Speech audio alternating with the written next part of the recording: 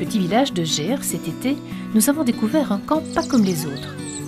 Une quinzaine de jeunes de 14 à 22 ans, souffrant d'un handicap, vivent leurs vacances sous tente.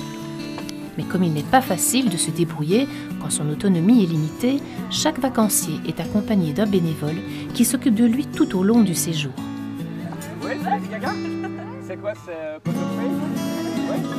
Mais qu'est-ce qui peut pousser ces jeunes à s'engager dans une telle aventure? Parce que c'est que du bonheur. Je pense qu'on a tout autant de plaisir à venir passer du temps avec les enfants que les enfants ont du plaisir à venir avec nous. Et que c'est toujours une semaine remplie d'émotions et beaucoup de rires, beaucoup de câlins, énormément de câlins. Et voilà, c'est juste c'est le bonheur. Alors est-ce que c'est un défi que tu t'es lancé en quelque sorte de faire un camp comme ça? Un défi, je sais pas. Pour moi, je le vois pas du tout comme une charge, absolument pas. C'est plutôt que j'avais envie de me rendre utile, je pense. Et que j'avais envie de passer du temps à faire des choses qui me font du bien et qui font du bien à d'autres personnes aussi. Donc non, je ne sais pas si c'est un défi, c'est plus juste du plaisir en se rendant utile en fait. Ouais! À droite, en haut, ouais, t'as réussi! Outre l'aide indispensable des bénévoles, le camp est financé par l'Ordre de Malte, dont la vocation première, portée par les valeurs chrétiennes depuis plus de 900 ans, est l'accueil et le soutien aux plus démunis. Nous avons en principe 12 enfants qui sont porteurs d'un handicap, encadrés par une quinzaine de bénévoles. Nous avons des cuistots, 2-3 cuistots, et ces jeunes entourent pendant une semaine ces enfants qui sont privilégiés parce qu'ils peuvent sortir de chez eux, vivre comme tout le monde en période de camp. Comme les enfants en bonne santé, une semaine sous tente, eh bien nos enfants porteurs d'un handicap passent une semaine sous tente grâce à ces bénévoles. Ils dorment sur des lits de camp, accompagnés d'un bénévole à côté d'eux.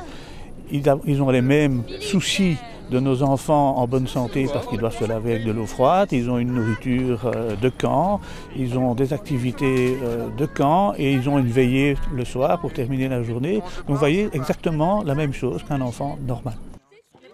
Comment recrutez-vous vos bénévoles? Alors beaucoup par le bouche à oreille, fatalement, puisque nous devons essayer d'avoir des staffs où il y a une très bonne entente entre eux.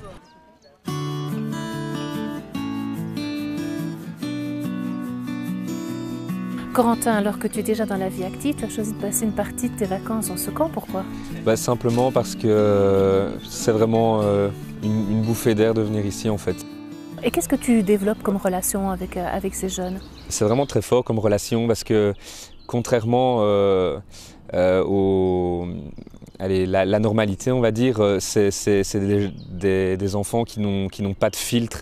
Quand ils ont mal ou qu'ils sont tristes, ils pleurent. C'est des réactions très simples et très naturelles en fait. Et je trouve ça vraiment génial, quoi. Il y a aucune méchanceté en eux, vraiment aucune. Il n'y a jamais aucun fond de méchanceté. S'ils font un truc qui pourrait nous paraître méchant à nous, c'est que pour eux, soit ça les fait rire ou ils avaient faim, mais ça n'est jamais un fond de méchanceté. Je trouve que c'est vraiment une relation extraordinaire qu'on a avec eux.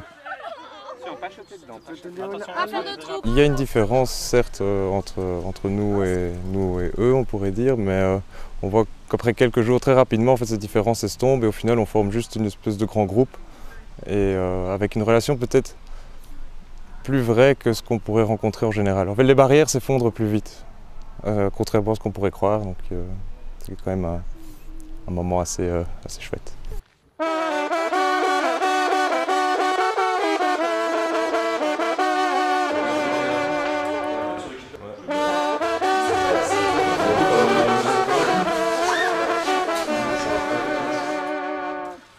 Donc toi, faire du volontariat, c'est important?